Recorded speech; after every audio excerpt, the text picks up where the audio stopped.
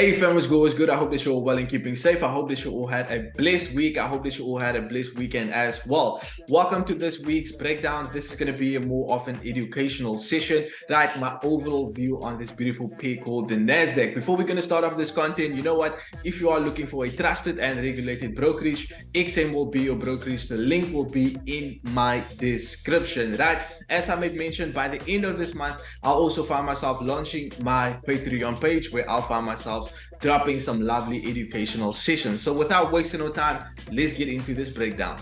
So clean, right? Starting off from our monthly time frame, we can see that we are currently over and extended towards the upside, right? We can see that we have been pushing towards the upside for the past 1, 2, 3, 4 months, right? Currently, we are busy with the 5th month. Now, on the monthly time frame, if we're going to find ourselves looking to the left, we can see that we are currently tapping inside some sort of an actual fair value gap right over here, right? Also, if I can get up my Fibonacci from my high to my low, right, we are tapping inside a deep premium area. Right now, if we're gonna find ourselves in the next 8 days, when we're gonna find ourselves closing down on the monthly time frame, closing below the our 07.9 area, this simply means that this is a strong area of resistance, basically like a golden zone, right, from our actual Fibonacci. This simply means that we can potentially then find ourselves having some sort of an actual pullback towards the downside on this beautiful pair called the Nasdaq, right? Now, before going onwards to our lower time frame, I just want to show you guys the following, right? If I can maybe place myself over here, looking at the top companies which we find ourselves having inside the Nasdaq, right, we can see that these actual companies are also performing extremely well, right? Extremely well. Look at this NVDA, right? We are currently creating some sort of an actual higher high right over there, right? Looking at Apple, we can see that we are creating a higher high over there as well. Basically, why I'm pointing this out is that, you know what, after a market creates a higher high, we need some sort of an actual pullback, right? Looking at Microsoft is also finding itself creating an actual higher high on the lower time frame, and currently it looks like we are having some sort of an actual pullback from this region as we are tapping inside some sort of an area of supply right over there, right? Looking at Meta, we can see that we are currently having a huge push towards the upside. Look at this one, right?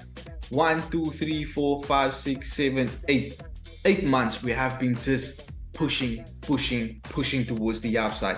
Tesla, right? Tesla, we can see that, you know what, we are currently I won't say that we are overextended towards the upside, but we can see that we have created some sort of an actual higher high. We need some sort of a correction as well, right? Amazon, same thing, we need some sort of a correction. Google, you know what, we need some sort of a correction. Now, the reason to why I'm pointing out these actual companies is because, you know what, these companies with their performances, they are controlling more than 50% of the movement inside the Nasdaq, right? So if these companies going to find themselves having some sort of a correction, right, this simply means that we can potentially then find ourselves having that actual dip on this beautiful pair called the Nasdaq, right? Even if we're going to find ourselves looking at the DXY, right, we can see with the actual DXY over here as well. If I maybe can just find myself removing all the drawings, right, we can see on the DXY price is currently somewhat fluctuating inside this region over here. If I can scale down to the lower time frame, such as my weekly time frame, you know what, we can see with the actual DXY, we are currently having some sort of an actual push towards the upside as well. And with the DXY having this actual push towards the upside,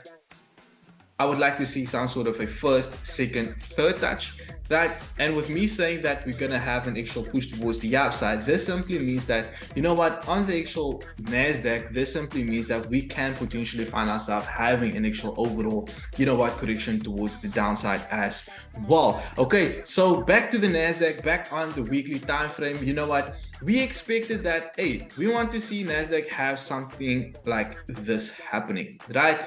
We have our first, second, third, we had a closure above. So all we want to find ourselves doing is wait for some sort of a retest for a potential continuation move back towards the upside, right? That is basically the outlook as Nasdaq is currently still presenting some bullish momentum, right? But now I want to show you guys what I have in the back of my mind based off what I basically just presented to you guys, okay?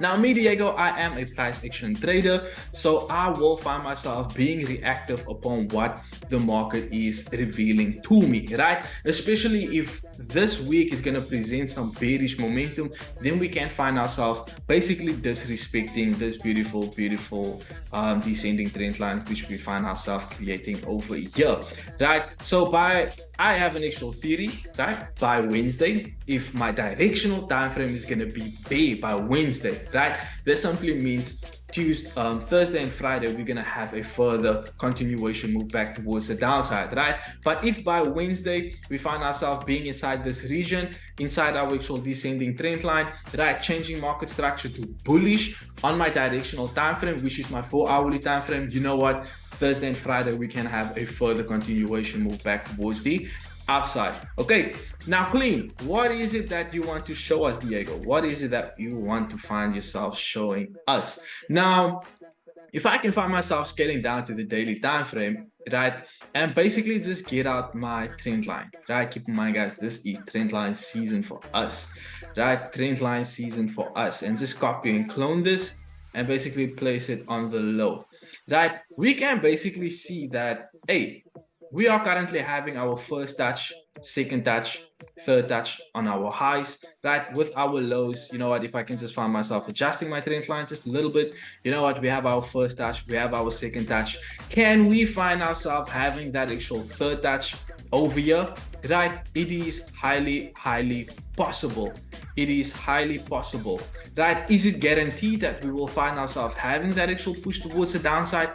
Not necessarily, right? This is simply reminding me of price action over the course of, you know what, 2021. Can you guys remember, those who has been following me for quite a while, we have been, you know what, on Nasdaq from this area, and we said that we want to see Nasdaq fall. We want to see Nasdaq fall. I do know it was on the weekly time frame, right? We want to see Nasdaq fall. We want to see Nasdaq fall. As we then find ourselves, you know what, copying, cloning this actual area, just like that, right? Where we had our first, second, third touch over there, we finally find ourselves breaking below, and we had a further continuation move back towards the downside, right? So can we find ourselves seeing a similar pattern happening over the course of this year, right? Maybe over the course of 2023, can we find ourselves having some sort of a, well, 2024, can we then find ourselves having that actual overall correction towards the downside, and then find ourselves having a further continuation move towards the upside? That's a question, right? That is a question. Now, clean, right? Back to our daily time frame. You know what? Now, obviously, inside my actual trend lines, these are the areas which I will find myself boxing out, right? Where I'll find myself basically being reactive upon price. Okay, now on the daily time frame, we said that, you know what, we can find ourselves having a beautiful little trend line drawn out from this area over here as well. If I can find myself making it a different color, let's make it green, right? First, second touch right over here, as we are currently still bull, right? Can you guys see high, higher, right over there? So we expect some sort of an actual pullback. Keep in mind that this descending trend line is also lining up with this region over here, so we then can potentially find ourselves having a further push towards the upside, right? Now, over the course of this week, like I may mention, even if we can find ourselves, you know what, leaving something over here on a daily time frame over the course of this week, giving us some bearish momentum, right? This simply means that, you know what, we can find ourselves having the closure below, right? Have some sort of a retest for a further continuation move back towards the upside, right? If we can find ourselves over the course of Monday having some sort of a gap, an opening gap, right, with price opening towards the upside, this can be a highly possibility of us then having some sort of an actual push towards the downside. Okay, so scaling down to the 4-hourly time frame, which is my actual directional time frame, right? Now, like I mentioned on the daily time frame as well, this is basically our first barrier, right? This is our first barrier, which we need to find ourselves crossing first, right? We first need to see that actual, closure below, retest if we would like to see that further continuation move back towards the downside, right? Where would you then find yourself taking price into? You will literally find yourself looking at these actual lows over here as an actual target if we're gonna find ourselves having that actual break, retest, and then further continuation move back towards the downside. You know what? At least back into 14,800, right? 14,800 will then basically be the area I will find myself having my eye out on if we would find ourselves having that actual lovely shift towards the downside, right? And that is literally my outlook on this beautiful pair called the Nasdaq. If I want to find myself looking for those overall selling opportunities, you know what, by Wednesday we need to find ourselves, you know what, having a bearish market structure. You know what, by Thursday and Friday we will just continue in that direction, right? However, if we're still gonna remain bullish in structure, which we currently still is, that we will find ourselves having a further push towards the upside. Most importantly, it is cool to find yourself analyzing price as we just did now, but most importantly, you need to find yourself being reactive upon what price is presenting to you over the course of this week, basically each and every single day. Most importantly, as an actual trader, you need to find yourself having some sort of an edge over the market, a specific time zone which you're going to find yourself coming to the market and basically be reactive. Okay, so I'm wishing you all a blessed week further onwards, a profitable and learning week onwards, right? If you have any questions whatsoever, any feedback whatsoever, feel free to drop it in the comment section. Hit that like, hit that subscribe button. It's me, your boy D. I'm gonna see y'all in the next one. I'm out.